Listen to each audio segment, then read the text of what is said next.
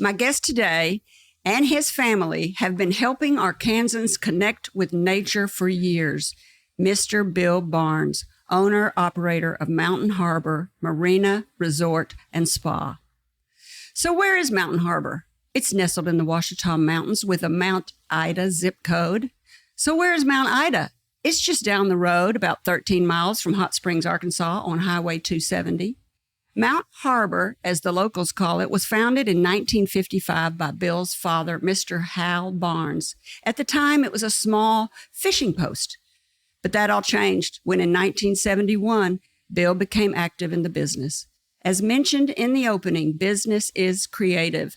Bill is the epitome of a creative businessman, evident by the natural state empire he and his family have built. Though young Bill may have been born in Casper, Wyoming, he grew up in these hills. It is in his DNA. On top of being an excellent businessman and congenial boss, Bill is a community activist, apparent by his long list of appointments and special honors. Recently, Governor Sanders added him as a new member to the Office of Outdoor Advisory Committee.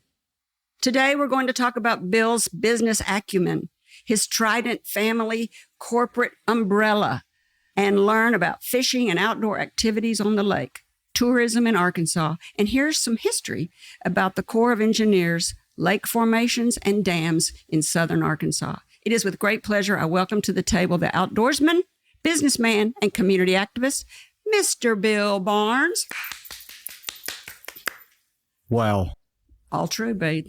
I've been reading about you. It's all very true. Your dad, Hal, came to visit Arkansas, and he happened upon Lake Ouachita. I don't know how, because it was like miles down a dirt road in the middle of nowhere. So tell us how he ended up here and what he saw. That's got to be a good story. You just tickle me. Here's this wonderful entrepreneurial lady of many, many years, 4 decades. Yep. That is talking about me when I am the one that admires you. Oh, thanks, Bill. Really? I mean, I've been following your company since I was at Harbor to start with. Really?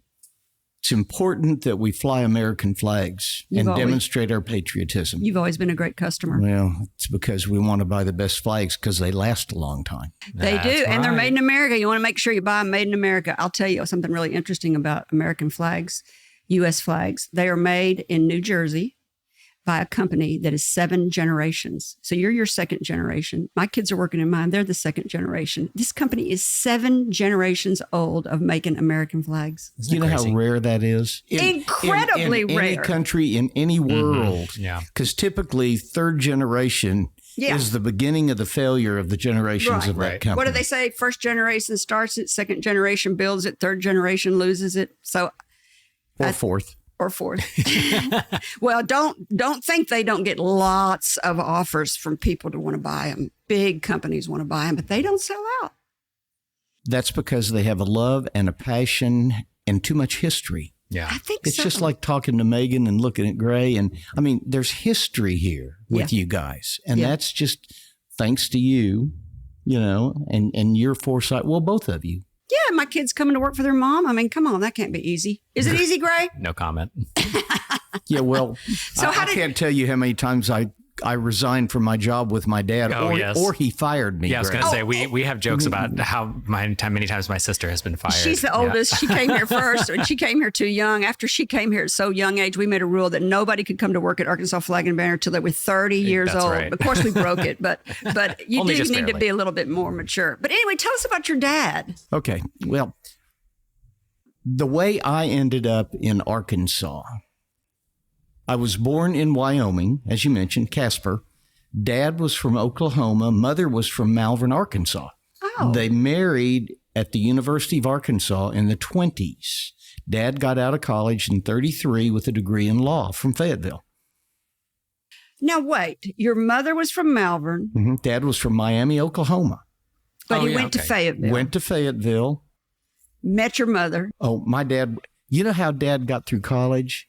He got a job as the houseboy in the Pi-Fi house. Oh, he's smart. He lived in the Pi-Fi house as the houseboy and got paid to do it. Was your mother a Pi-Fi? She was. There you go. No, I think Mom was a Kyle. But anyway, she married Mom. No, Dad met Mom, married her in the late 20s. Dad graduated in 33, degree in law. Mom graduated too. Couldn't get a job as a lawyer. Interesting. Depression, horrible times. Ended up selling shoes. Japanese bombed Pearl Harbor. Dad enlisted. Dad's friend from Malvern that had married my mother's best friend, Dorothy, enlisted with him. They went to OCS together because they both had college degrees. So Dad came out as a lieutenant, evolved into a captain, was the troop commander on a troop ship. So Dad went 4 years during the war on a Liberty ship, transporting 4,000 American soldiers to England or on to France after D-Day and bringing back the dead and the wounded. Oh, my gosh. For 4 years. That had to be... Oh, it was awful. I can't imagine. Well, you don't find many people, whether it's World War II or Korea or Vietnam, you don't find many soldiers, men or women, that want to talk much about their experiences. No, you do not. And I get that. But Dad told me a couple of stories, and one of them was that when they embarked to Europe with the troops, there were 4 levels on the ship, an old Liberty ship. And there wasn't enough room on the deck for all the men or women to come up at the same time. So they had to rotate each deck level up on the top deck through a course of a couple of hours a day. Well, after about 3 days, the 2 lower decks and sometimes the next to the upper deck were all full of vomit from being seasick. So they had that for 3 weeks going over. Well, a couple of weeks in, everybody gets kind of used to it and all that. Your sea legs. So Dad got over, went, as I said, to London and then on to Le Havre after D-Day, did the whole 4 years, got out. By then, he decided he didn't want to be a lawyer, period. So he got a job working for a fellow named Jeff Hawks, who became one of his best friends in Casper as the attorney for a mineral rights leasing company. So they contracted with the oil companies to go out to all these ranchers and get mineral rights leases because they were striking oil all over Wyoming and Montana and Colorado. So that's what Dad did, well, until we moved to Arkansas. But he was in Arkansas probably looking for mineral rights? Nope, he worked out of Casper, working Montana, Wyoming, and Colorado. So we lived in Casper. But how did he end up coming to... I'm going to tell you. Okay. Hang on, boss. So because Caldwell, Dad's best friend, also survived the war, and my mother had multiple sclerosis before I was born, so she was sick when I was born. So Dad would drive her back to Malvern to see her folks. Caldwell lived in Malvern. So in 1954, Caldwell, while Dad was in Malvern with Mom, and I was, 54, I was 6 years old. Yes, I was 6 years old. Caldwell invited Dad to go fishing on this new lake called Ouachita that was about a third to half full. So we went to Brady Mountain, went fishing. I still remember standing on the dock as a little boy looking out at the lake. I had never, ever, ever seen that much water in my life. Right. So we went fishing. Caldwell told Dad that the Corps was offering leases, and if he would apply for one, Caldwell would run it for him. It was never Dad's intent to come back. At that point, Dad was involved in oil in Wyoming and Colorado and was involved in the forming of the first company to build the first cable TV system. So, and he had, those were his friends out there. So he wrote the lease application, was accepted, was assigned Joplin, and I really don't know whether Dad picked Joplin or the Corps said, you're going to get Joplin. I don't know, but it was a great choice regardless. Mm-hmm. I'm going to give my dad credit and say it's right in the middle of the lake, isn't it? It's actually south central or west central part of the lake, but, in a nice sheltered area, but a big body of water you open into. So Dad invested, and Harbor started as 4 boat stalls, a tackle shop about as big as the room we're sitting in, and 1 gas pump, and 100 fishing boats. That's a lot of fishing boats. Arkansas products. In fact, one of Dad and Caldwell's first major disputes was, back then, Arkansas Traveler boats were built in Malvern. Duracrafts were built in Monticello. Dad wanted all Duracrafts. Caldwell wanted all Arkansas Travelers. They compromised at 50 and 50. So anyway, we started renting boats. And Dad had, this was 54, 55. Dad had 3 years to offer lodging and food service based on his contract with the Corps. So he started the lodge. In 55. Put a little restaurant down at the boat dock to have food service.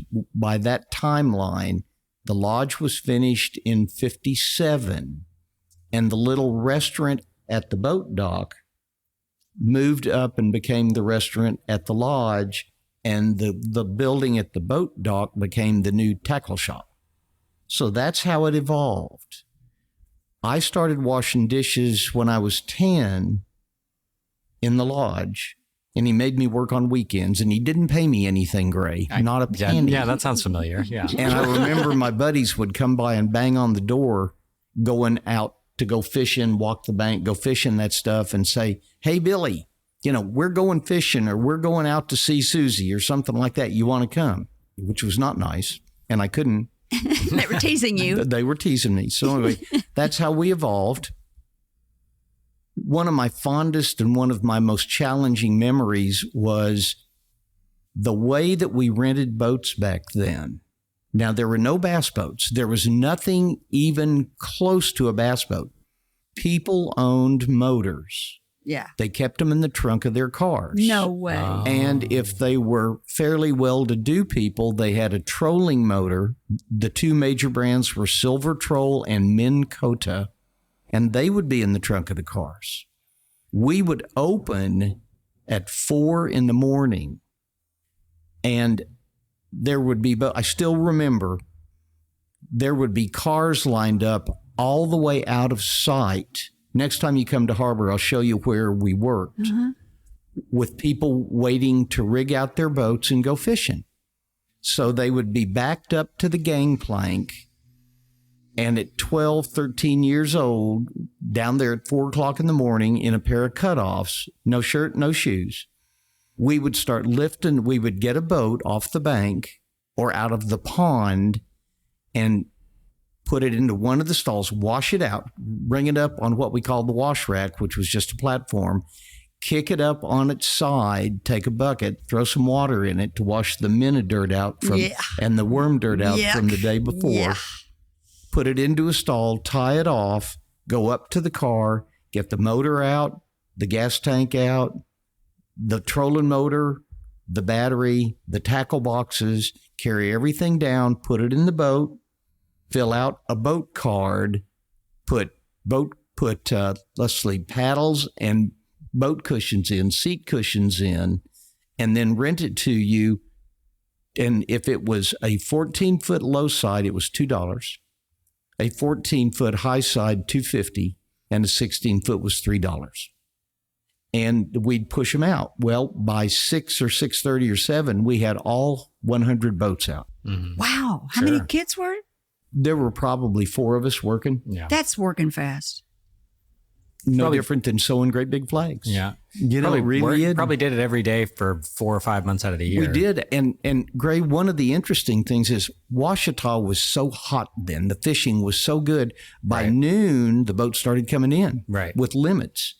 And we would typically have some people, not like the morning, waiting to re-rent the boat. So we would pull all the stuff back off that I told you we put on, carry it all up, put it back in the trunk of the car, and then half the time re-rent the boat. So that's how I got started. And it was fun. I remember walking down there at 4 a.m. I didn't want to be there, and I didn't want to work there. But God wired me to do this job, and it gets in your blood. So that's how, just like your family here. Mm-hmm. Well, so that's how it started. You can't teach that kind of work ethic to kids today because they don't have the same opportunities that you had. I mean, today there would be so many OSHA problems with what you said. You're barefoot in cutoffs with no shirt on, taking motors down to a boat, pushing these guys out. I mean, your insurance would go crazy, and you were underage. I don't know how you starting that young is so good for teaching you a strong work ethic. Kids, the tragedy, I don't think any kid can work doing hardly anything until they're 16. That's true. You know, and I think that's unfortunate. I understand that a lot of the regulation came because there were situations that occurred that shouldn't have occurred. But I think the government in this case has way overreacted. I think it's affected the work ethic tremendously. I think I started working when I was 14, and I think that was the age at the time. You could start working at 14. And so I started slinging hash at 14, and I hadn't stopped since. I thought you were checking out a KFC. Was that was my second job? Oh, okay. I was 15 when I did that one. That's the PG first job. Yeah. Okay. So now I know how you got your piece of land from the Corps. How big was the very first shoreline that you had? Okay. The original lease that Dad had was about 40 acres. What is it today? We have 450 acres under lease and another 450 acres of residential areas around it. See, one of the really unique things, and I'll fast forward to that just very quickly, is the land for Ouachita was purchased in the 30s. And the intent was hydroelectric and flood control, partially because Hamilton and Catherine were building as residential areas, big homes back then even, right. And they would flood because there was no control mechanism above. So Ouachita was a really big deal hydroelectric lake, but it was also a flood control lake to help stabilize Hamilton and Catherine down below. So they were already in existence. Mm-hmm. Catherine was 20s and Hamilton was 30s. Were they created by dams also? They're created by dams, both of them concrete dams. Both of those lakes were built by Arkansas Power and Light. So to recoup, I'm assuming, I don't know this, but to recoup the investment for the dams to build the lakes, all the shoreline was sold, which has created Lake Hamilton, residential areas on Lake Hamilton and Lake Catherine. As those homes were built very close to the water, there had to be some stabilization of the water levels there, which couldn't occur if it was raining like heck up above. There were times when the rainfall was so great that they couldn't release enough water through Hamilton, through Catherine, so things would flood. And then what's below Catherine? I don't even know. Just the river. Just the Ouachita River. They couldn't get it out to the Ouachita River. Mm-mm. See, there was just a limit to what, even through the spillways on both those dams, what they would carry, and if you had a real torrential rain. So in the early 50s, they decided to build Ouachita. Late 30s. Oh, late 30s. It took that long to do it. Oh, it's government. Oh, well, I think this is interesting. They had to move 600 graves. Oh, yeah. Uh-huh. Now, that was in the Ouachita area. One of the things, when they bought all the land to build Lake Ouachita, the intent originally was to own a quarter of a mile back from what they projected as normal full all the way around the lake to protect the shoreline, which was admirable. It really was good. Mm-hmm. There were towns there. The most notable town under the lake is Buckville. Old Buckville. Old Buckville. The Corps promised the folks that they would relocate every grave out of every cemetery that was going to be covered by the lake. So that's what that number came from. Those are all the cemeteries that were covered by the lake. It also did Cedar Glades. Yep, in all of the cemeteries that were covered. Now, I think there were probably some that were missed. Sure. But the commitment of the Corps was to relocate all graves out of all cemeteries that were going to be covered. So I read all the towns. This is my favorite town, Flea Bend. Flea Bend. Wouldn't you like to live in Flea Flea Bend? Bend? I don't know. Had a lot of character probably. It had a lot of fleas, I'm sure. Yeah, right. Gross. Oakwood, White Plains. So were a lot of these townships relocated, or did most of them just dissipate? They bought all the land. The people had to relocate. Yeah. Okay. Eminent domain. Well, right. Yeah. That's one of the tragedies of the time. I mean, Ouachita is such a benefit to our state now, but the way it got there, the land was condemned. The people were paid fair market value for it, according to the government. Oh, Yeah. Yeah. There was horrible ill will. I bet. When Dad moved, Dad moved our family the day I got out of the second grade. The reason he moved was because you've got a picture. It was a dirt road to a dirt parking lot with 100 fishing boats and a gas pump. Mm-hmm. And then even after the lodge was built, it was still a dirt road to dirt parking lots. And it was just really hard to make a living. And water sports, water recreation, as we know it now, wasn't even a gleam in anybody's eye at that point. And seasonal. And very seasonal. How long is that road? That was 2.5 miles. That's a long dirt road. Oh, yeah. And windy. And I walked that so many barefoot because the only kid around to play with was down at the highway. Sure. No, you did not. Oh, yes, I did. You are country through and through. Country. Walking down a dirt road barefooted to go play with a buddy. I mean, Yeah. When Dad wasn't working me for free, like picking up rocks or cutting trees or whatever. But after about 2 years, the place got in trouble. Your dad's place? Mm-hmm. Dad got in trouble. Now, he was in Denver. He would spend some time in Arkansas, but most of the time back at his real job in Denver. So he worked out a loan with the SBA to bail him out. But the SBA said, and my dad's first name was Hal, said, Hal, you have to move to Arkansas and take it over yourself, or we won't loan you the money. Oh. So Dad had to come to Arkansas and meet with Caldwell, his dear friend, and tell him that he had to take it over himself. And that was tough. My mom, I still remember, we lived in an 8x28 trailer at Mountain Harbor after we moved.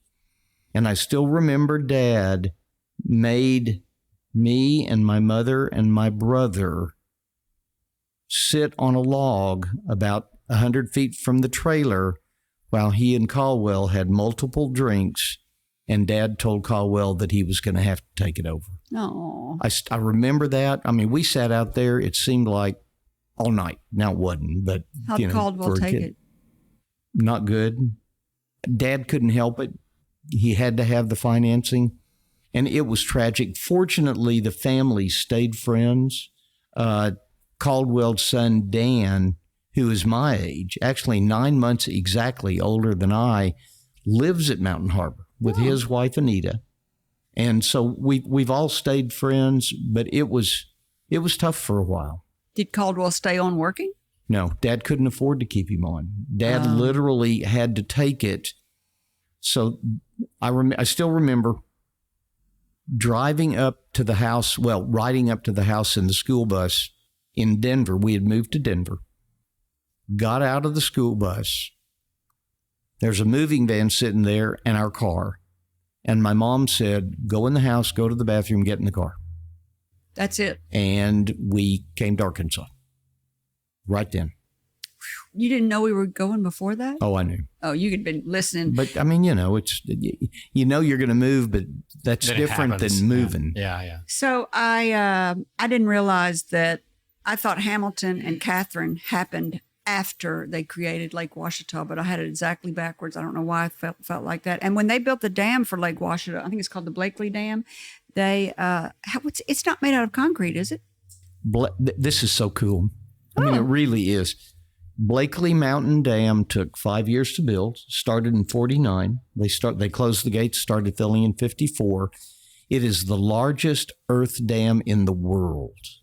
That is so cool. It is really, really cool. And I mean, it's the Corps has just great documentation on it. But if you can imagine, and Gray, think about this. They built that whole dam, and I don't remember the height of the dam anymore. I know that normal summer full for the lake is 578-foot contour line. Spillway is 592. So the dam's well over that because it goes around the spillway before it overtops the dam. But every lift of the different, they had multiple grades of dirt, different textures, different diameter stone. And they would lay them in and roll them in and lay them in and roll them in. I don't know how big a lift was, but I want to say maybe a foot or two. So that whole dam was built over the years. And of course, all the concrete structure for the intake, for the turbines and the spillway, all of that had to be built. And they did a great job. Ouachita and Blakely they're just such a wonderful signature of the natural part of our state. And only 2.5% of the shoreline on Ouachita has ever been developed. It's all wilderness. How much? 2.5%. I've read that before. That's why it's so nice out there, because now you're not just seeing a sea of row houses and stuff as you ride along. And you never will. It was built from an act, as I understand it, every lake was built from a specific act of Congress. Now, this doesn't count Hamilton or Catherine because those were built by the power company, but DeGray, Greason, Greers Ferry, Beaver, those are all acts of Congress. So Ouachita was built with the intent to control all the shoreline. They offered over 20 lease sites, but only, I want to say, 14 or 15 were accepted. 2 have closed over the years that just went out of business. I know that one, North Fork or Irons Fork, that one was bulldozed. All the cabins were bulldozed down. Everything was returned to its natural state. The Corps also promised the investors that, and going back to business, that once they closed the invitation to make offers for leases, they would never reopen it. Oh. And Kerry, the reason that they need to do that is it's kind of like you bought this building to make flags, and then the city solicited for other flag manufacturers to come into Little Rock. The Corps said, you guys build this right. You meet the needs of the. Now there was a caveat in there. You meet the needs of the public, and we will never offer additional leases. Mm-hmm.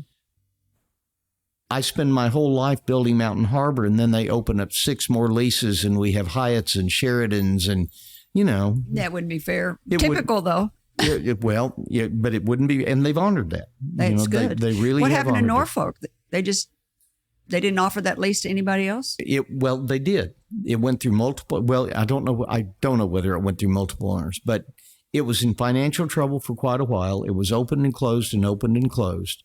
And finally, they had no one that wanted it, and they didn't want abandoned cabins there. So they just bulldozed it down, which was the right thing to do. Bill, you make it look easy. Having all those cabins and condos and boat docks and restaurants, you're like, oh, he's just printing money over there. It's not easy. People are going belly up trying to do the same thing you're doing. He's got it in his blood. It's... Okay, first and foremost, God wired me to do this. Mm-hmm. I mean, really and truly, I thank God every day that I can wake up at Mountain Harbor, that I get to serve people. I thank God every night that I can go to sleep at Mountain Harbor. I really do. I love serving people. I just love it. Now, that doesn't mean I love everybody every minute of every day, but I love serving people. So I'm where I need to be. And Harbor we're 69 years old. And I've been there. This is my 56th year full time. You're not ever going to catch me, girl. Yeah. Because I'm going to be there till I die. But when you start serving those people, and in my case, especially back. See, I worked all of my life as a kid at Harbor. Mm-hmm. Went to Fayetteville 2 years. Took business because there were no hospitality schools in Arkansas at that point. Dad was getting in trouble. We had been in financial trouble 3 times. See, there you go. It's just not easy. No, it's not. And so I would go to school the fall semester. Then I would work spring semester and summer for Dad. The season. Go back to school the fall semester. Well, the last semester I was at Forest Park College in St. Louis because it was a brand new hotel and restaurant school. I had been to Oklahoma State the year before, learned that a fellow named Jack Miller was the director of the school at Forest Park. So I called Jack that summer and said, I'm not looking for a degree. I just need training. Mm-hmm. He waived all the prerequisites. I had taken hotel and restaurant at OSU, went to St. Louis, worked for him in the evenings. He had a catering company. Mm-hmm. And he just took all the hotel and restaurant courses that I could take, came home for Christmas and found out that the IRS was filing foreclosure on my dad. This was winter of 70. Over back taxes? 3 years. Dad. So, well, I mean, I know. That's just the one you have to didn't have pay, it. though. Well, I know. I mean, we had other creditors too. So Oh, I see. So I left school, called Jack, told him I wouldn't be back, left school and went to work full-time January of 71. And my first meeting in January was with the IRS. I knew a couple of the men because they'd been out to talk to Dad. So I was how old working. I was are about to say, you? what are you, like 23? Yeah, was how old are 22. you? Oh, my gosh. Gray, this Yeah, guy's yeah. got some big hair, doesn't he? Yeah, Okay, right. keep going. No, it's not that at all. Necessity. When you're backed in Against a the corner wall. That's and right. you have nowhere to go and nowhere to live, and it's your home, Sure. Gray, Absolutely. you would take the same position if somebody tried to walk in this building and take it. Absolutely. You'd meet them at the front steps. That's right. Or That's crazy. farther down the road. Yeah. One or the other. Or in the alley. Yeah, probably not by the time they got to the front steps. But I knew two of the IRS agents, so I went in to see them in January at the Federal Building in Hot Springs. Had no clue where it was, and just sat down and said, if you will give me a chance, I am back here full time. I will be at work every day. I will answer every phone call every day. If you will give me a chance, I will pay you. And they said, what do you need? And I said, I need 7 years. They waived all the interest, all the penalties, and gave me 7 years. Wow. The government's been good to you. So, yeah. I don't think that would happen now. I don't know. But those men were so fair. Now, I also was at work every day, and I was also there every day when they came out to see me, and I paid them every dollar when I said I would, when I couldn't pay other people. So what's the sometimes. first thing you did when you went back? What was the first thing you said? Dad, we got 7 years. What's the first thing you did? The first thing I did, honestly, was look at Dad's pricing structure. Raise the prices. Oh, yeah. Well, That's and- always a small business Well, weakness. but here's why. One of the things that small business always needs to be is fair. Business 101 then and today is a good product or a great product at a fair price with dedicated personal service. Now, that's what we stay in business with every day, in and out, whether it's yours or mine or anybody else here. Dad's price structure, we had like 60 boat stalls and about 40 trailers in the park. But his price structure, some of his prices, he hadn't gone up in 11 years. Mm. And he also had good old boy Joe's price Was different than and Warren's price, yeah. And so he hadn't gone up on boat stalls in 11 years. He hadn't gone up in trailer spaces in at least 5. Mm-hmm. So I sat down and raised everything $50 a year. Mm-hmm. And, Big difference. well, I survived. Now, the first thing I had was a total rebellion of Dad's buddies. Oh, What in the was gonna world say, what kind are of- you thinking? Yeah. Hal, how can you let your son raise prices like that? I still remember, I took some of the worst chewings, as a 22-year-old. Yeah. But we raised them, and that helped. Well, I'm glad your dad let you. He might not have let you. Yeah. No, he was done. He knew. He was done. He knew he had to step back. He knew where he was, and he knew there was really no way to do it but just to stay and work. There were two of us on duty in the winter, two employees, me and a gentleman named John. And so we hauled rock, cleared land, did all that in the winter because, as you mentioned earlier, we had about a 4-month season. Mm-hmm. It's a whole lot different now, but it was truly 4 months. And there were times, Gray, in the winter when we wouldn't see a car for a week. Sure. I mean, any car. Well, you had a dirt road going down there for 2.5 miles with muddy. I wouldn't go down there either. Well, there you go. And that's exactly what right. I think is interesting is when you were talking about the levels of the lake levels or sea level at 578 is average and 592 is too high, and that how much the shoreline fluctuates when it's at its average. There are 700 miles of shoreline on Lake Ouachita. Mm-hmm. The mainland shoreline. Yeah. 300 miles of island shoreline.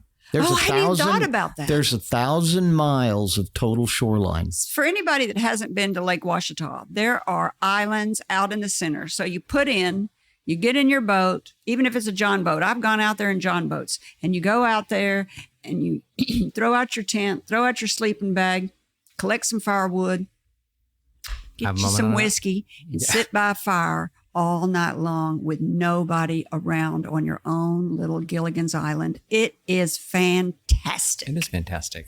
You're wonderful, because one of the unique things about Ouachita is there is no island restriction or island camping restriction. Mm-hmm. That's pretty unique. That's very unique. So folks can camp on any of the islands. Now, we ask them, please, and 99% do, please, bring all your trash out. Bag everything, bring it out. Oh, yeah. Occasionally, there's somebody that's absolutely thoughtless and ought to be put in jail that leaves their camp trashed. But it's spearfishing is legal on Ouachita. Oh, really? That's very, very rare in Arkansas. But through the summer season, spear fishermen, divers, can take half the angling limit. There's unrestricted camping on islands. It's just, and you can get out there, set up a tent, build a fire, bring a little rum. Oh, rum, okay. Mm-hmm. Whiskey's okay. Rum is better. See, rum goes with boats. That's what I was saying. True. Yeah. What is that, Bill? Jimmy Buffett that likes rum, or does he like tequila?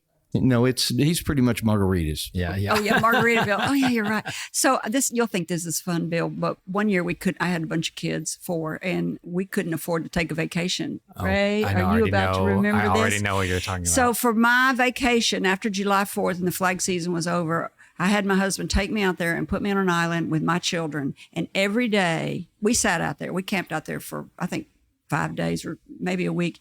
And every day he would get up and he would take the John boat and he would go back to shore and he would drive to work in Little Rock.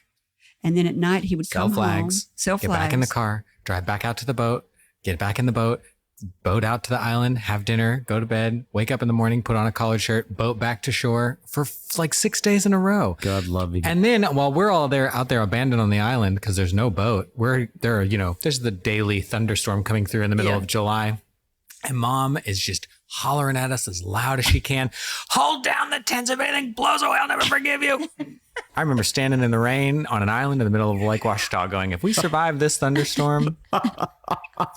Well, happy vacation, Gray. It's one of the most formative family vacations in my memory. It was Lake Ouachita. Well, you definitely bonded. Oh, yes. No question about it. Hanging onto a tent. Absolutely. Trying not to fly off into the lake. Every day there's a thunderstorm on Lake Ouachita, I think. Just a little bit. It was then anyway. It was just to cool things down. Yeah. That's all. Absolutely. Yeah. Uh-huh. It lasted 20 minutes. Just remember, your mom loved you for every minute of that. That's right. Yes. As we're all trying not to let our stuff fly away. So everybody, just love Lake Ouachita like our family does? Is that what you just love about Lake Ouachita? People just come and tell you story after story, 60 years worth of stories like that. Lake Ouachita is like anything else. Not everybody buys a flag from you. Now they should, because it's the best. That's right. But we are really just about to start serving the 5th generation of our customers. And it just means everything to me. But Ouachita is a unique venue for people that they're not as interested in a real high visibility urban environment. Yeah. You know, now they probably have that in their cities or their towns or where they live, but they come to the lake to get away from that, to recharge. And one of the things that means so much to me over and over my life, and I can tell these stories because I've been around so dadgum long, Ouachita and Harbor, because that's where I live, I think we've saved a lot of families. I think we've saved a lot of relationships. It's a little bigger version of when you guys were on the island by yourself. Right. When you're on Ouachita, and it's not necessarily at Mountain Harbor, it could be Shangri-La or Brady Mountain or Crystal Springs. When you're there, you're not enticed to go into town or to run down the lake to this bar or run down the lake to this restaurant. Families stay together closer. Now, that doesn't mean that you don't bring friends. Right. But it does mean that they do things together. And I have had so many times husbands and wives say to me, Barnes, Harbor saved our family or saved our marriage or kept our kids from doing what we didn't want them to be doing. And that means a whole lot to me. And when you begin to look at the generations, when I can walk in the dining room and see 3 generations sitting at a table, I mean, it's just like you serving the 2nd and 3rd generation of people that buy flags from you or watching your kids work with you here. You know, actually my son, so we're 3 generations now. I was going to ask. Dad started it. I took it over from him, and then son Chris, who is 48, runs all of our food and beverage operation. So I've got 3, and then he has 2 kids by a previous marriage that are both in college, but he has a daughter, Keegan, my granddaughter, that is going to start. She's 7, so it's about time for her to start bussing tables. I agree. I agree 100%. She'll make good tips, too. She will. Yeah, 7-year-olds. I think this is interesting, and then we're going to go to a break. In 1958, when you founded the Lodge Restaurant, or your dad did, you could bring in your catch, because it was a fishing post mostly, and y'all would cook it. Do y'all still cook the catch today? Oh, yes, ma'am. Oh, really? Absolutely. We have 2 great top guides. Now, we have a number of guides that work out of Harbor, and they're wonderful folks. And I still remember Ferris Davis, one of Dad's guides 100 years ago, that didn't like anybody he fished with, and nobody knew what the hell they were doing, and he wouldn't tell anybody where his spots were. And that's so different now. But we have Chris Darby and Mike Worm, who are keys, and Chris is a chef in the restaurant. So he guides, and he'll guide 250 days a year. He's been guiding for years. He's very, very good. And whether it's Chris or Mike or another guide, we are happy to prepare their catch either for lunch or dinner. So you just bring it in an ice bucket, I guess, an ice chest. You clean them first. You clean them. And you bring the fillets in. So you got to clean them. Yep, got to clean them. We don't clean fish in the kitchen. Oh, that's probably a good idea. But you got to clean them and then bring them in, and we will be happy to fix them. Blacken them, fry them, anything you want to do. Absolutely. I love that. Cool. All right, this is a great place to take a break. When we come back, we'll continue our conversation with entrepreneur Mr. Bill Barnes, owner-operator of Mountain Harbor Marina, Resort, and Spa, located along the pristine shores of the Ouachita Lake, right in the center of the Ouachita Mountains of Arkansas. Still to come, Bill's progression in creating a natural state empire, from a boat dock in the 50s to the 21st century marina and premier vacation destination. We will hear about his other recreational facilities on Lake Gray and Lake Gleason under the corporate umbrella Tri-Pennant Family, and we'll talk about all the outdoor activities you find while visiting the Ouachita National Forest and Lake. More to come. We'll be right back. You're listening to Up in Your Business with me, Kerry McCoy, and I'm speaking today with the man behind the 2001 Tourism Man of the Year, Mr. Bill Barnes, owner of Mountain Harbor Resort on Lake Ouachita. So you went away to college, you came back, you turned Dad's boat dock into a marina, you solved his tax problems, you built cottages, you're frying up fish in the restaurant. All of a sudden, you decide you're going to open up a Joplin Volunteer Fire Department. Well, when you watch stuff burn down and you can't do anything about it, there's an incentive there to do that. Why is stuff burning down? You got water everywhere. Kerry, I cannot wait till you come to Mountain Harbor next time. I'll show you where that cottage was. I had a 1/2 inch hose bib fed by a water well. Oh. No, there were no. See, you've got to remember, Montgomery County still is very, very rural. There are 8,700 people in our county right now. There are no traffic lights in our county right now. It is wonderful. Only about 23% of the county can be purchased. The rest of it is federal or state or big paper or timber companies. So it will be a wilderness county, a natural county. But back in the day, when this was about 76, 77, we had 2 cottages, C1 and C2.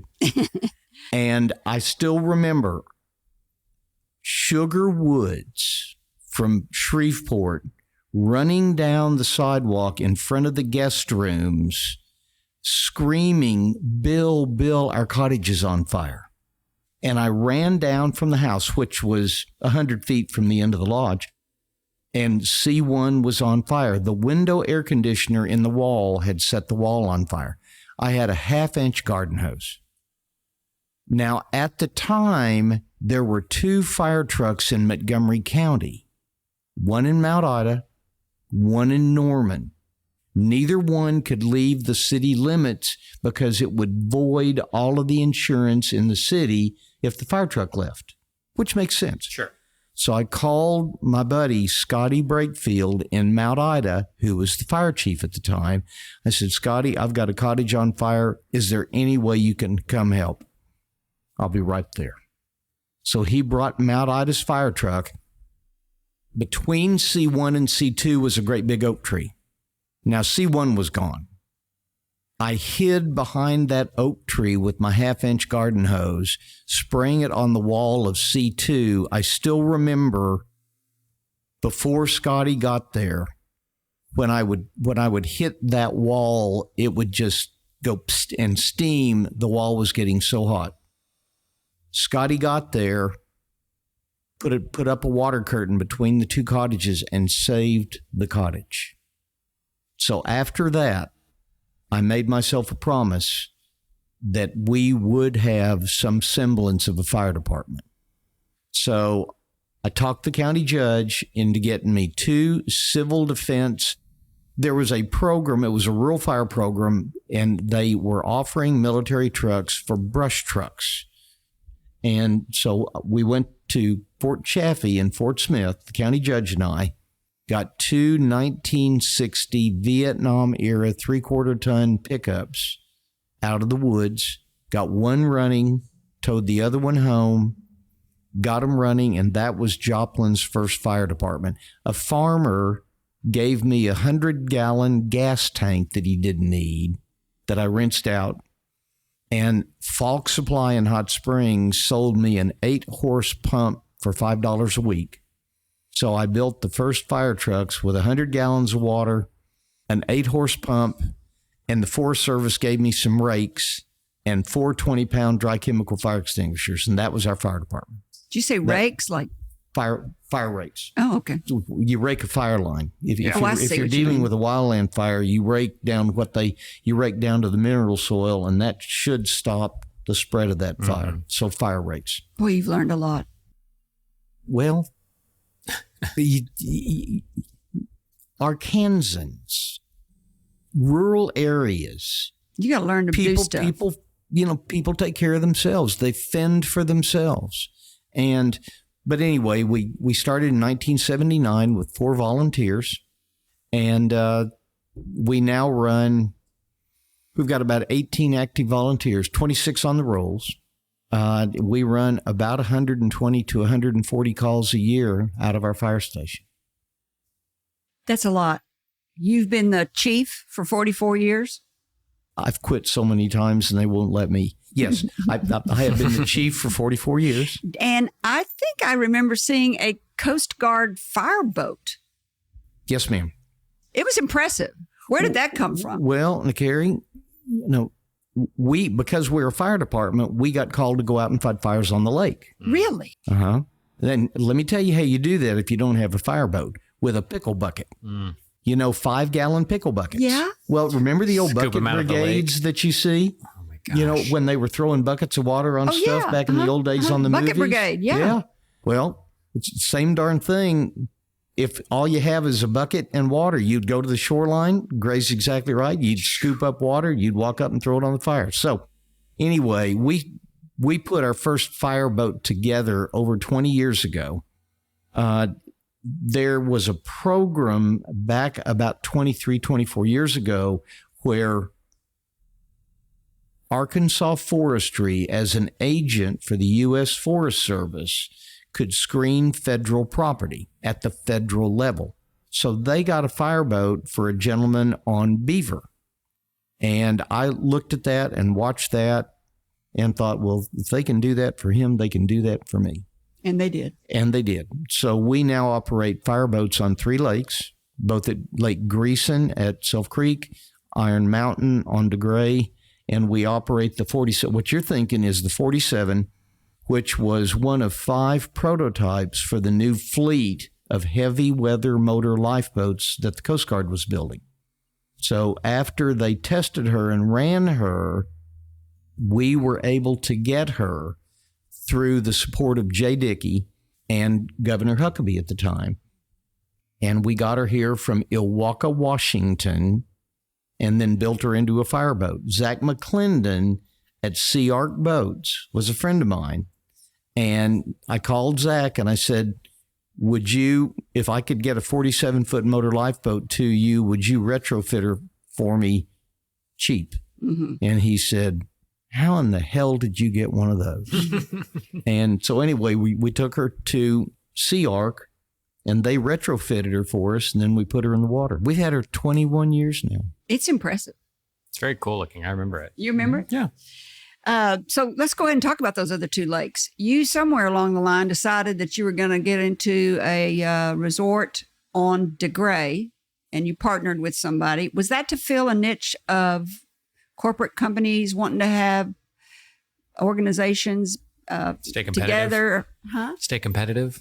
No, I don't know. Well, why did you do that? Why did you? You've got enough to do where you are. Now you're over on DeGray with a partner. Look, he's like, I don't know why I did that. No, here's how I'm going to respond to that. Mm-hmm. When I was being shown this wonderful building and the ballroom and all the stuff you've done here, one of the comments this young lady named Megan made was, my mom has always been a risk taker. And my comment back was, that's part of being an entrepreneur. Flav Carpenter, the director of the Arkadelphia Chamber of Commerce, was one of my customers at Harbor. The Corps had built DeGray Lake. The master plan for DeGray Lake called for 2 facilities. State Park got one of them. Clark County got the other. The county judge at the time showed the Corps this very impressive development plan he had for the Clark County leasehold. I watched DeGray being built. I watched it fill. I watched the lodge start for the state park. Nothing ever happened at the other lease. Flav, my customer, would give me updates on the status of anything happening at the lease. The county judge that made the proposal to the Corps changed jobs. I learned that the Corps was about to take the lease away from the county. So with my 18-month-old son, Gray, I made an appointment with the county judge, and I went to DeGray and met with the county judge. I was late because Chris had messed in his diaper really, really bad, and I had to stop and clean it up. Of course. Classic. And I literally, anyway. So I get to the judges, and I said, I understand from friends of yours and mine that the Corps is getting ready to pull the lease. If you will sublease it to me, I will build a marina and I will build lodging. We will employ Clark County people, and you won't lose face by losing a lease. And he said, you got a deal. You're done. Sure. And the quorum court voted to approve it. And then he called me and said, there are other people in this county that were interested in that, but nobody had come to me. You need to hurry and get something done. Oh. So had lumber delivered, had no money, no idea how to do this because Harbor was in debt. I had no borrowing power, but I bought a bundle of lumber on credit and got it delivered to the site and had a fellow start cutting some things out. So we were performing. So that's how Iron Mountain started. Didn't have enough money to finish it, so I sold an interest, actually gave up controlling interest to a gentleman that was willing to invest and put it together with me. And so we started with three docks and a gas pump. It's a lovely lodge. Well, thank you. It's nice. I've been there. Well, that's how Iron Mountain started. Now, Self Creek on Greeson. I didn't even know about tell our listeners where Greeson is. Daisy, Arkansas, Murfreesboro, where the diamond mine is. Oh, okay. It's right down there. It's a core lake. It was built in the 1920s. It's about 8,700 acres. DeGray's about 18,000. Greeson's about the size of Lake Catherine. No, bigger than Lake Catherine. Between Catherine and Hamilton. But it was a core lake built in the 1920s. Wonderful little lake. The common name that everybody refers to it is the Narrows. So I think I've heard of that. The Narrows. That's what all the natives refer to it as. There was a resort built there, very, very, very popular resort called Self Creek. Oh, I know that. Okay. The owner of Brady Mountain, Gray, that mentored me when I was your age, owned Self Creek, sold Self Creek to buy Brady Mountain. That's how I didn't know there was a lake down there. That's how I learned about Greeson, was through T.P. Jones, who owned Brady Mountain, that would put up with the 30-year-old's questions, tagging along behind him. Why didn't he want to keep it? Because he had to have the money from it to buy Brady Mountain. He wanted a bigger place on Lake Ouachita. So TP sold Self Creek. I started watching Self Creek. It went through owner after owner after owner that didn't do it right. So finally, and this is so, finally a gentleman, an Arkansan, whose family had vacationed at Self Creek. No, I'm sorry. Yes, had vacationed at Self Creek, that lived in Las Vegas, was divorced from his wife.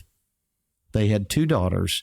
He bought Self Creek and gave it to his wife and daughters because they had vacationed there and they'd met people there. Mm-hmm. I went down and met the lady and just said, if you ever have a desire to sell or anything, let me know. Well, 2 years later, 2 seasons later, on Monday of Labor Day, she and her daughters and their husbands loaded their cars and drove away and abandoned it. No way. Abandoned on it. Labor Day. No, the weekend. They okay, took the gotcha. Labor Day money. Yep. Oh. And they abandoned it. Wow. It's harder than it looks. No kidding. Now, I will tell you, They abandoned it. All the cabins unlocked, the restaurant unlocked, the marina unlocked. They walked away. Now, the Corps doesn't react real quickly to that stuff. Okay. So over 6 months, they canceled the lease, bulldozed down the cabins, bulldozed down the restaurant, tore the whole fueling system out of the marina, everything that was an environmental situation. And the cabins, I went down a couple of times, and I don't need to tell you what the restaurant and cabins looked like after being abandoned and left unlocked. Sure.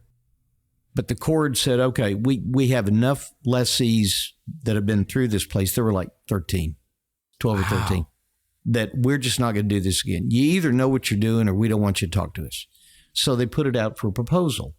And I wrote one of 4 proposals by resorts in Arkansas that wanted it, and we were selected. Yeah, I'd So select you too. That was 22 years ago. So now. you when did you get DeGray? What year was that? DeGray is 45 years ago. So that was 78. And then when did you get Got Self Creek on Greason in 2000. Mm-hmm. Oh, so good. So you had a few years. You had almost 20 years to get some money in the bank before to you get had my to act together a little bit. Mm-hmm. I'm like, this didn't happen all boom, no, boom, no, boom, no, boom. no. You're saving one marina after another marina and then building another one on hook and crook Well, there, and no money. And Kerry, I had Harbor, which had debt. I did Iron Mountain because you're an opportunist. I couldn't take it. You're right. I know. Then Harbor East happened. See, I knew that the land adjoining our leasehold belonged to the Dirks family. I knew the Dirks family sold out to Weyerhaeuser in 79. I tried to buy the land to build condos in 79. In 69. No, that's not true. No, Let me you didn't think come about back till this. 71. Yeah, I didn't come back till 71. Anyway, contacted Weyerhaeuser about 72, 73, and they said, call us back in 10 years because it'll take us that long to catalog all of the Dirks holdings into our inventory. So I called them back in 78 and was able to option. I had no money, no idea what I was doing, but had a friend that advised me. So I had Iron Mountain going and Harbor East going, the first condominiums on the lake on private land that had joined our lease. So those two things were going on then, and I had no money to do either. I had partners, but eventually ended up owning all of each. Then Self Creek. So who did you do? So Harbor East was when you bought it from Weyerhaeuser. Is that what they were called? And they are a tree company? Yes. But they didn't cut the trees. The holding, I bought 66 acres from them. And that was so tiny. They're headquartered in Tacoma, Washington. They're huge. They're international.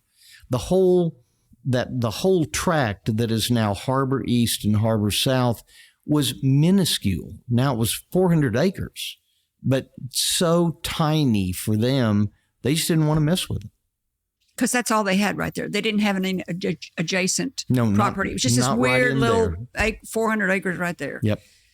Interesting. So Harbor, I told you earlier, Harbor is about 450 acres under leasehold because we added lease property as we expanded our marina basins to support the residential developments. Harbor East is 188 condos. There are 237 lots in Harbor South and about 180 homes built up there now.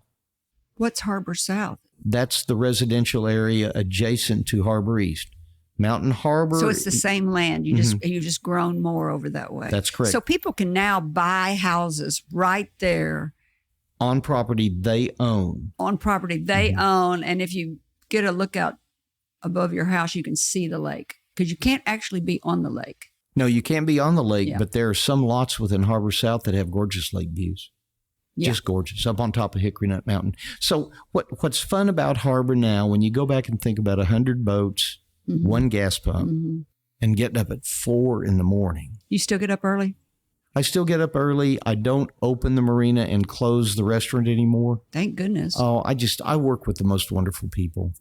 Everything that I've said about Harbor, about DeGray, about Greason, None of that's about me, Kerry. It's any more than all of this is about just you. It isn't. It's the people. It's the family that supported us.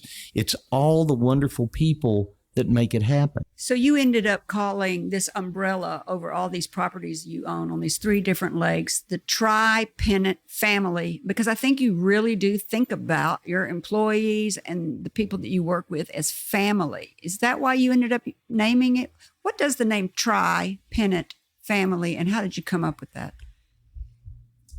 See the logo on my shirt? Yeah. See the 3 flags? Oh, 3 flags, yeah. Back in high school, Brady Mountain had a flagpole with a mast with a pennant on it as part of their logo. Oh. I really liked that. You know, when they had the cross arm above on the flagpole. Yeah. I really, really liked that. Well, Diane Conley was a friend of mine, and her daddy owned Conley Press. And I would walk her to her daddy's press after school sometimes. Art Conley, her daddy, I told Art, I said, is there any way that I could look at pennants? Now, they had cut books back then, you know, no computer stuff. He said, here, sit down. So he let me flip through this cut book, and I found the 3 flags. I said, could you print that for me? He said, well, you need to have, he said, I have to order that plate. And what are you going to put by it? So I decided the 3 flags and then Mountain Harbor Resort. But I couldn't design anything. I couldn't afford to do anything. So he said, Bill, a real nice font would be, what was it called? But it was a kind of a flowing script that was our script. So Art printed me a letterhead with the 3 flags and Mountain Harbor Resort in italics, capitalized italics. Mm-hmm. That's what it was. Mm-hmm. That's what started it. Well, as I added the 2 lakes, 3 flags, 3 lakes, Tri-Pennant. And the Eggleston family, Gray, have been at Iron Mountain and worked with me 42 years. That's the DeGray State Park. Running DeGray. Mm-hmm. And their son Charles now works with them. Jim Mishler, who started with me at Harbor as a general maintenance man 27 years ago, is general manager of Self Creek. And his family lives there. And we serve families. You know, the business model is the same at all 3. We're not ever going to be real super fancy. We are absolutely dedicated to 100% personal service. We will do anything we can for our customers. So you take the 3 flags that each one represents a resort, and the fact that all of our resorts are run by families. Carl Kramer at Iron Mountain has been there, Kerry, longer than David and Vicki. He's been there 43 or 44 years, still there. Started with me in high school. Mm-hmm. The managers at Harbor, the lady that runs our accounting department at Harbor started as a waitress with me 48 years ago, Colleen. Yeah. So the management teams are families. They're my family. Mm-hmm. The staff are our families. So it's Tri-Pennant for flag, pennant or flag, and then family, because that is the core of your business model. Absolutely. Tri-Pennant family of resorts are 3 resorts that are run by families to serve families. Excellent. This is a great place to take a break. When we come back, we'll continue our conversation with entrepreneur Mr. Bill Barnes, owner-operator of Mountain Harbor Marina Resort Spa, located right in the center of the Ouachita Mountains in Arkansas. You're listening to Up in Your Business with me, Kerry McCoy, and I'm speaking today with Mr. Bill Barnes, the newly appointed member of the Office of Outdoor Advisor Committee by Governor Sanders. So you've got a new title to go with all your other millions of honors and titles. I mean, you've been the president of everything down there. So what are you going to do? Anything I do at Harbor, anything I do at our state, basically there are 3 things. I love Harbor and where I live. I love our wonderful little state with all of my heart. Me too. And I couldn't do it if I didn't work with a great team of people that covered the business while I'm gone. I mean, that's every bit of why I get into anything, is because I can, because of the people I work with. And I want to make sure that that's clear. So what are you going to do for the governor? Or do you know? Well, You're just going to go sit in meetings? I adore Governor Sanders. Now, I've known her. Well, her daddy was an outdoorsman. Her daddy was one of our customers at Harbor. Mm-hmm. And as I said, her dad helped me get that fireboat to Lake Ouachita. Yeah, I remember you saying that. He really did. And so when Sarah decided to run, I thought that was magnificent. She grew up in the outdoors. Mm-hmm. Her family are outdoor people. And so I had no doubt that she understood, not to mention that the tourism business, the hospitality business in Arkansas is the single best return on investment that our state makes. Let's go on and talk about some more stuff that you can do on Lake Ouachita. Fishing tournaments. I've been there before when you've had fishing tournaments. And those boats fly out of there and fly back in. Not anymore. Is that, oh, really? Mm-mm. That's called a shotgun start. Okay. And they quit that. Okay. Because of safety reasons. So now it's called a staggered start. Basically, boats 1 through 150, and they literally run about a 10-second delay between each boat taking off.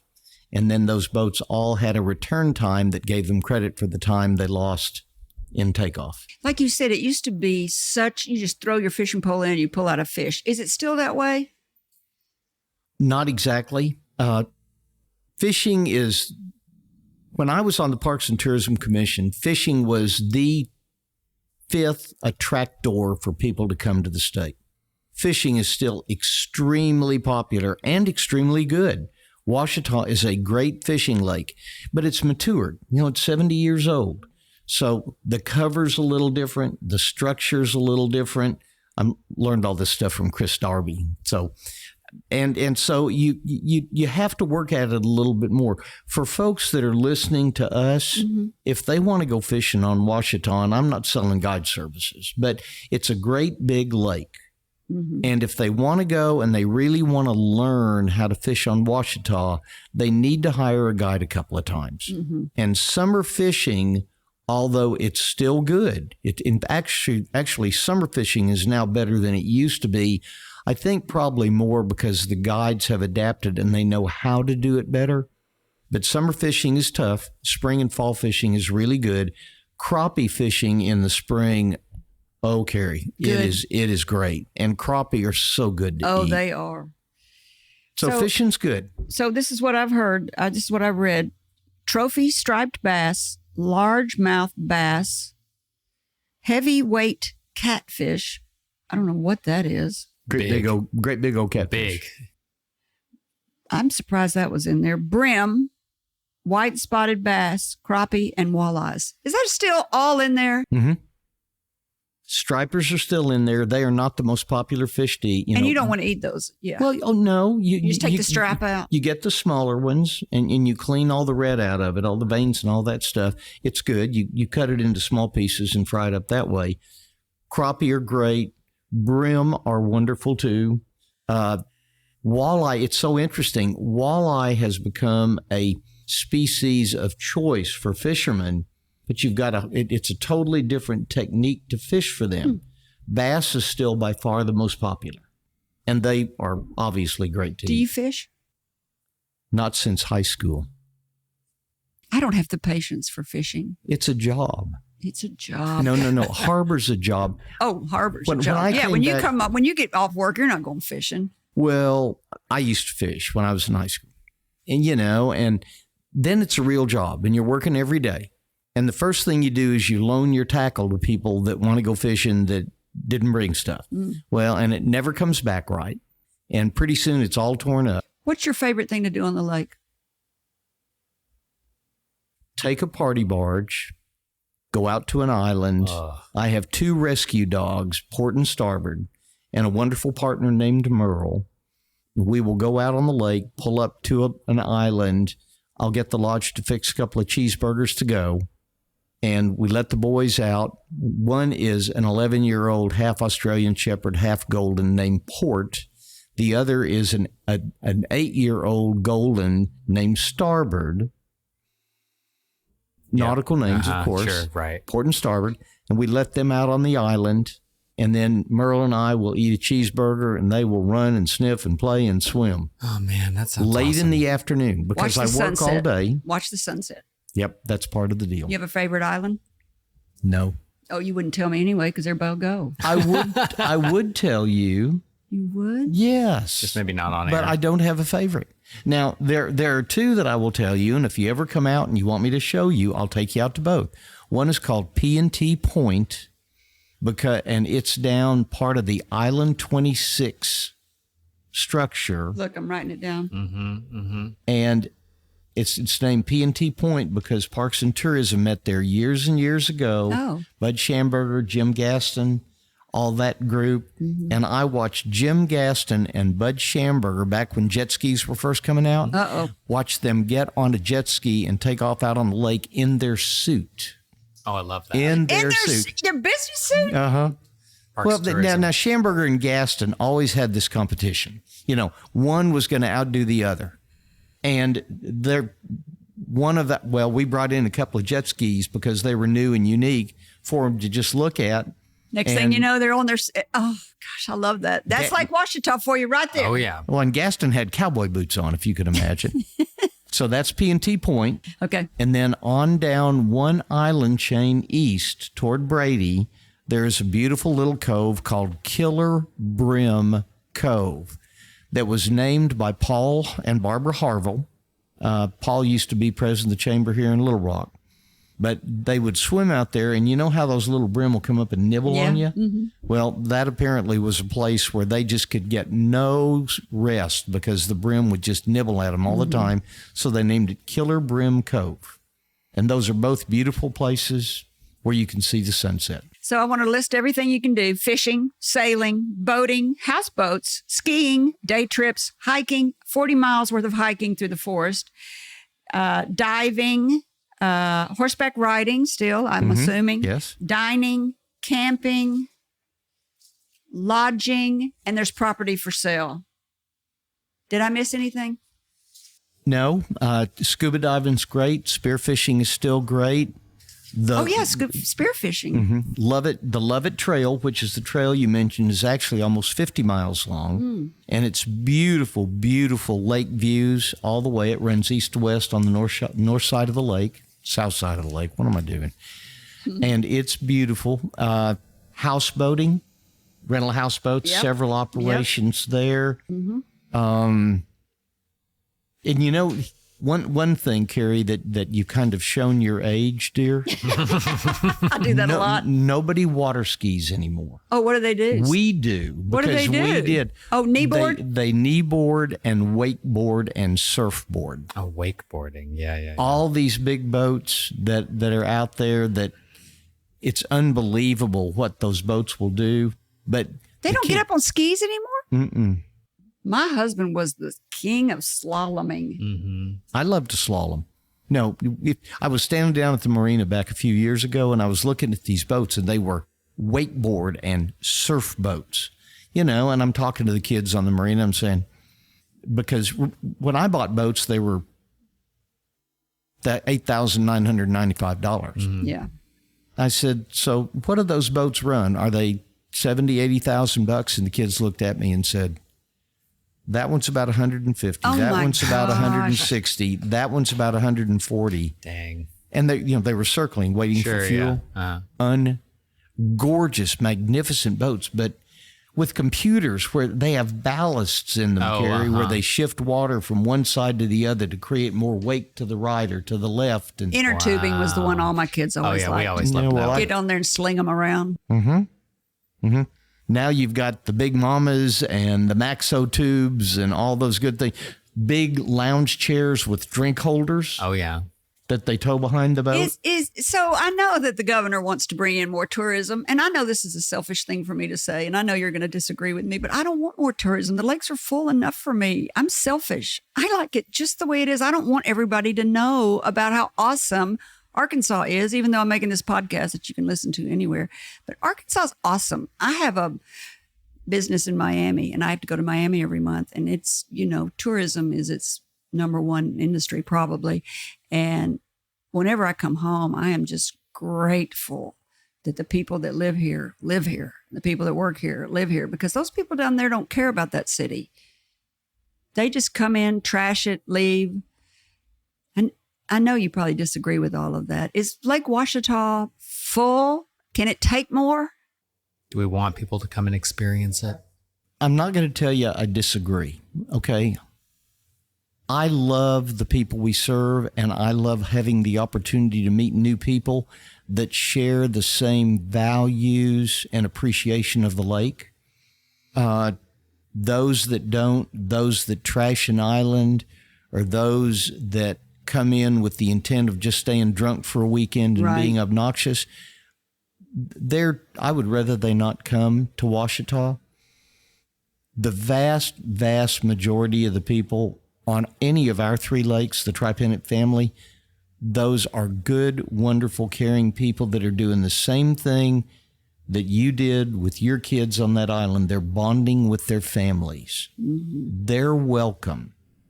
Yes, we can take more people, because really, in the overall scheme of things, when you look at the density of tourist visitors to other lakes around us, other states around us, we are not that densely populated from a tourism perspective. We're really not. I want to see hospitality be, and we can debate definitions here, the number one industry in our state. They need to be, well, and I think that we self-define a little bit, because we are a very, very rural wilderness state and lakes. People that want the MGM Grand or Tantera, they won't come here anyway, because that's not the resource we offer. Yeah. It really isn't. How was your 2023 season? 20 and 21 were unbelievable. Because of COVID. We broke every record we ever dreamed we would have, because people they distanced at the lake. Property went through the roof. 22 was good.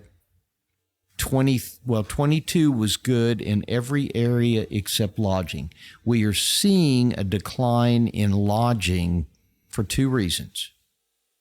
A, discretionary income is affected because everything is costing us more. And, they're not going to come to the lake when they're looking hard at how much it's going to cost to buy school clothes this year. So that's one thing. The other thing is the VRBOs and the Airbnbs. Oh, yeah. And then COVID's over, so people are going back to cities. It was interesting. I had a conversation the other day. You're right. You're exactly right. There is an element of our market that came to the resorts in Arkansas. Now, whether it's BOC with Mike Mills or Harbor or Greason or whatever, they came to the lakes because all of the cruise lines and all of the international travel and all of the big amusement parks were closed. Oh, yeah. Now, they've gradually reopened, so everything's up to the same pre-COVID, I guess, availability. So there is an element of our market that has gone back to do those things. Yeah, that's right. And that affects us some. But we also had an opportunity during COVID to we being all of the natural states facilities, to introduce ourselves to people that otherwise wouldn't have come here to start with. So there's a little bit of a balance there. So to answer your question, 23, we are still seeing some challenges with lodging. Everything else is just great.